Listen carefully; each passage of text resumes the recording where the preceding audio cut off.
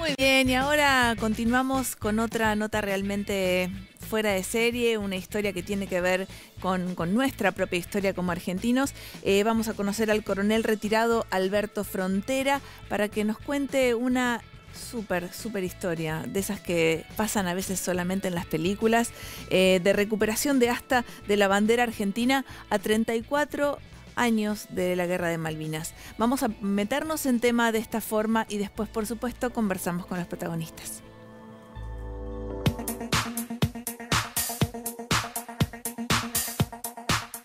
El 29 de mayo de 1982, y después de 2 días de intenso combate, el Regimiento de Infantería 12, responsable de la defensa de Darwin, al sur de la isla Soledad, en Malvinas, cesó el fuego. Horas antes del inminente final, el entonces mayor argentino Alberto Frontera ordenó quemar la bandera de la unidad para evitar que el símbolo patrio cayera en poder del enemigo. Las cenizas fueron arrojadas al mar junto con el asta, que fue hallado por los soldados británicos y entregado a su superior, el mayor Keevil. 34 años después de esa guerra, Frontera viajó a Londres, donde lo aguardaba un encuentro informal con Keevil, concertado por amigos en común. Lejos de toda expectativa imaginada, el militar británico había organizado una sorpresa y en un acto llevado a cabo el 23 de mayo pasado en la Universidad de Oxford, se realizó la restitución formal del asta del Regimiento 12. Hoy recibimos al protagonista de esta historia, quien además participó del desfile del Bicentenario de la Independencia, portando el valioso objeto recuperado.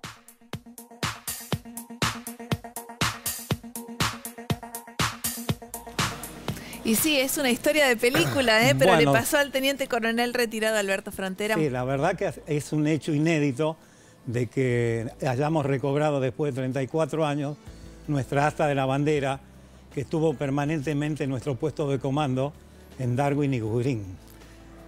Yo querría primero un poco manifestarle el desplazamiento de esta unidad, que ha tenido grandes ribetes negativos hasta que llegó a la zona de Darwin. Cuando llega a esta zona de Darwin, llega con 45% disminuido en su personal y 60% disminuido en sus medios de apoyo. ¿Por qué? Porque el barco que tenía que haber pasado no pasó nunca. Esto demuestra, ¿no es cierto?, más el valor de cómo de los soldados correntinos y los soldados chaqueños que tuvimos, pese a que algunos dicen tenían poca instrucción, pero lo suplieron con valor, con astucia, claro, para que pudiéramos seguir combatiendo durante 36 horas, pese a que el enemigo nos pensaba tomar como si fuera un paseo.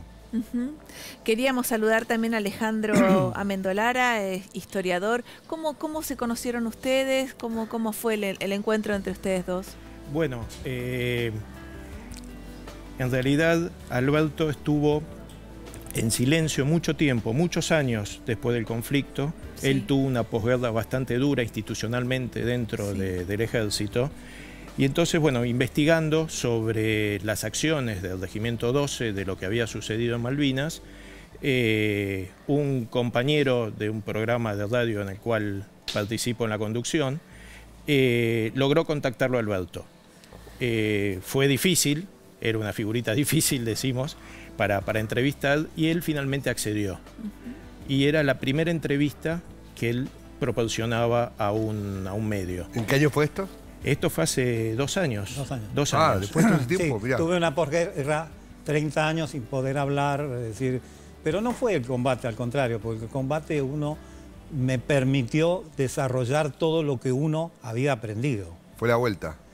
El problema fue la posguerra, en la cual uno no fue, ¿no es cierto?, tratado con el cariño como estoy tratado con ustedes, o que fue tratado ahora en la entrega de esa asta, ¿no? Claro, claro. ¿Cuántos años, no? Se ¿Cuántos demoró años? Sí. Y por eso ha motivado, uno que es profesional, me imagino, muchos soldados que han llegado a tener el efecto postraumático. Volviendo a la entrevista de radio. Sí, entonces finalmente Alberto accede, vino con ciertas dudas, ciertos temores, y bueno, como nosotros en el programa investigamos previamente, conocemos la historia del entrevistado, se sorprendió Alberto del conocimiento que teníamos de lo que él había vivido. Entonces, a partir de ese programa, Alberto empezó a hablar, empezó a abrirse, empezó a dar entrevistas y en definitiva recuperar el espíritu del Regimiento 12 que había combatido en Malvinas. ¿Ya conocías la historia de la bandera y lo que había pasado? De la bandera sabía que se había quemado el pabellón, se había tomado la decisión para evitar que cayera en manos enemigas.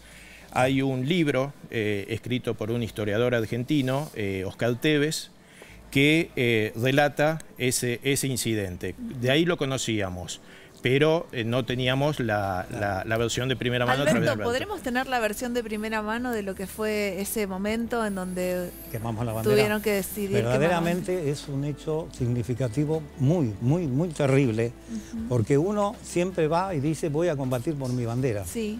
Y cuando termino y digo la tengo que quemar, es algo que uno no puede entender. Es algo que no puede entender y es algo que hasta el día de hoy que espero que Dios me haya perdonado por esa circunstancia, que ha sido gravísima, ¿no? Pero esto nos demuestra que el enemigo me devuelve simbólicamente la bandera. Pero ¿cómo fue ese momento? O sea, ¿es normal quemar la bandera? ¿Es un acto único? No hay algo que nos diga. Los otros regimientos, algunos las cortaron, otros las llevaron, otros las quemaron. ¿Vos sabías que se venía la derrota? Claro, porque yo conduje el combate de Pradera del Ganso. Y en el último momento, es decir, el enemigo comienza 22 horas del día 27 con fuego naval, fuego de artillería, a las 2 de la mañana el ataque terrestre. Mis tropas, que teníamos una exposición de 20 días, me habían ordenado 3 días antes adelantarla. Es decir que esa noche mi gente de la compañía se repliega por nuestros propios campos minados. Lo que trajo bastante zozobra y gracias al accionar de los oficiales y soldados se pudo recuperar y seguimos combatiendo. En la nueva posición y en la mañana, 9:30 de la mañana, se tienen que replegar por las bajas que tenían. 12:30 vuelven nuevamente en combate y se tienen que replegar 4:30 de la tarde sin poder tomarnos. Eso demuestra, ¿no es cierto?, en la forma de cómo combatía el soldado, que ellos pensaban de que llegaban... ¿De cuántas bajas hablamos? Los nuestros tenemos 35 del Regimiento 12 y 12 del Regimiento 25. Pues nosotros éramos una fuerza de tarea con una compañía menos que había quedado en Puerto Argentino, más una compañía que estaba ahí del 25, que combatió órdenes... 47 personas. Que murieron, sí. ¿Y qué temían que le ocurriera a la bandera en manos del enemigo? Y siempre entregar un trofeo no es agradable. Y ellos llevar la bandera. Es decir, yo siempre cuento un hecho de que estando una vez en Patricios, vino una delegación de un regimiento inglés y en un día desaparecen. Buscábamos dónde estaban, habían ido a Santo Domingo a saludar su estandarte. Porque después que nunca más tuvieron bandera.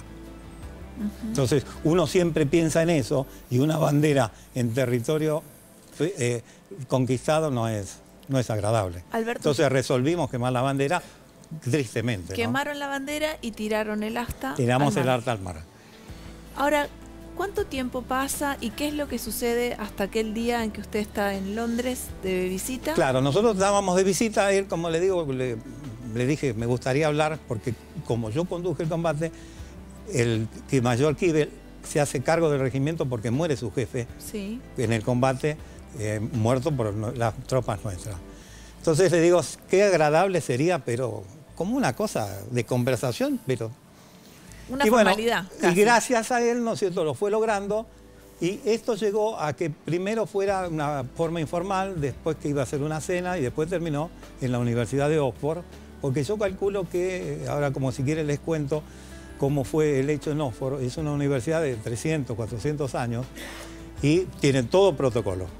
Sí. Entonces, para yo haber entrado ahí y haber podido hablar y que me hayan entregado esto, creo que ha tenido que haberme investigado suficiente, ¿no? Como sabemos que la inteligencia inglesa es muy buena, calculo que no me habrán dejado nada sin averiguar. Sin investigar, no, seguramente. ¿Y cómo es esta reunión, no? Porque estamos hablando del general que condujo el batallón que estaba enfrente y mató 47 de los tuyos. Sí.